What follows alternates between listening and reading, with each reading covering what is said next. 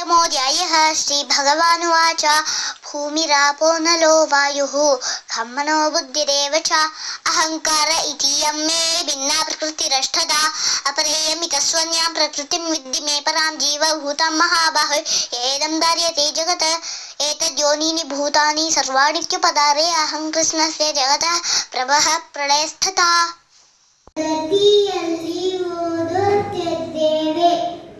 ಇಂದು ಶ್ರೀಮದ್ ಭಗವದ್ಗೀತೆಯ ಮೊದಲನೆಯ ಅಧ್ಯಾಯವಾದ ಅರ್ಜುನ ವಿಷಾದ ಯೋಗದ ಸನ್ನಿವೇಶಗಳನ್ನು ನಿಮ್ಮ ಮುಂದೆ ಪ್ರಸ್ತುತಪಡಿಸಲು ಪ್ರಯತ್ನಿಸುತ್ತೇವೆ.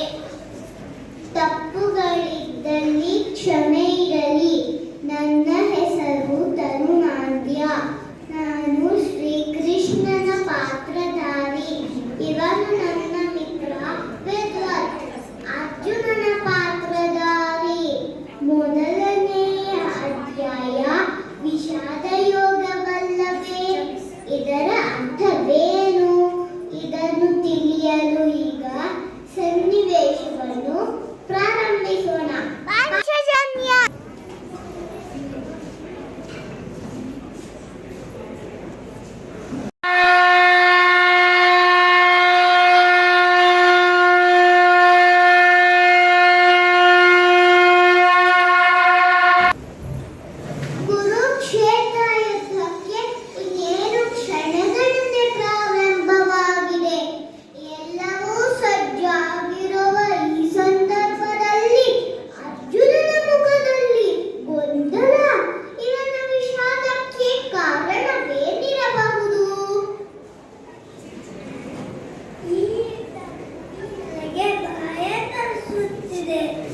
ಒಂದು ಕಡೆ ಕುಟುಂಬದವರಾದರೆ ಮತ್ತೊಂದು ಕಡೆ ಸ್ನೇಹಿತರು ಹಾಗೂ ಪೂಜ್ಯರಾದ ಗುರುಗಳು.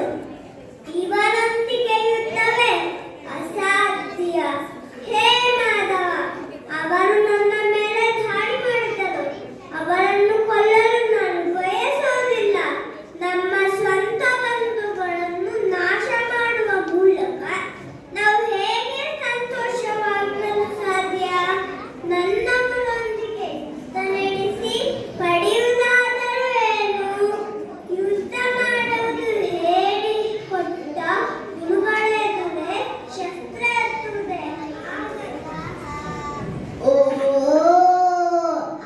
ಅರ್ಜುನನ ವಿಷಾದಕ್ಕೆ ಇದು ಕಾರಣವೇ?